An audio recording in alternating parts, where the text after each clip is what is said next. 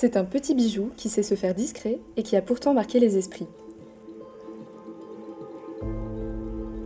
Bienvenue au château de Flers, une des pépites de Villeneuve d'Ascq qui a traversé les époques. Quand on arrive au château de Flers, on plonge tout de suite dans un autre univers, un peu en dehors du temps et de la ville. On est accueilli par le Chaboté, la sculpture de Stéphane de Leurens. C'est le créateur des géants de la ville. Ça nous met dans l'ambiance. Ici, par contre, pas question de chevalier ni de princesse, puisque l'édifice tel qu'on le connaît a été construit en 1661. Comment est-ce qu'on sait aussi précisément ? Il n'y a qu'à regarder, c'est écrit dessus. Certaines parties du château sont inscrites à l'inventaire supplémentaire des monuments historiques depuis 1951. Les façades, les toitures et les douves. 4 familles de seigneurs s'y sont succédées. Les Noyelles, Kessel, de Baudequin et les Disbar. La vie au château était divisée en deux. À l'ouest, l'aile noble, où vivait le seigneur et où il donnait des fêtes.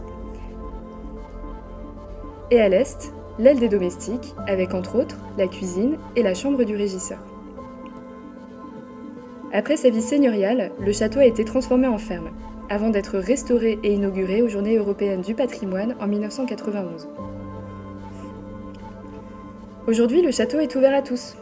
L'office de tourisme est le lieu où dénicher des bons plans à Villeneuve d'Ascq et dans la métropole. Touristes et habitués s'y croisent et repartent avec des conseils personnalisés pour passer un bon moment, sous le regard bienveillant de Gilbert de Quincampoix. C'est aussi l'endroit où on peut emporter un peu de Villeneuve d'Ascq avec soi, compléter ses collections de magnettes et de mugs. Et si vous venez un mercredi après-midi pendant la saison estivale, vous pourrez défier vos amis à une partie de jeux flamands que l'office met à disposition dans la cour.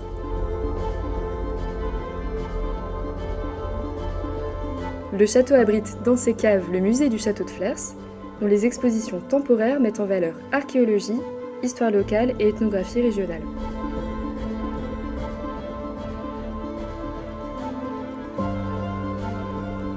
Le château, c'est aussi le spot idéal pour se reconnecter avec la nature.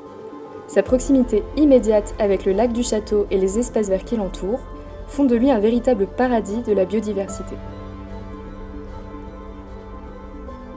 Contrairement à d'autres sites de la chaîne des lacs, qui peuvent être très fréquentés au beau jour, les alentours du château restent paisibles et ses adeptes savent en profiter.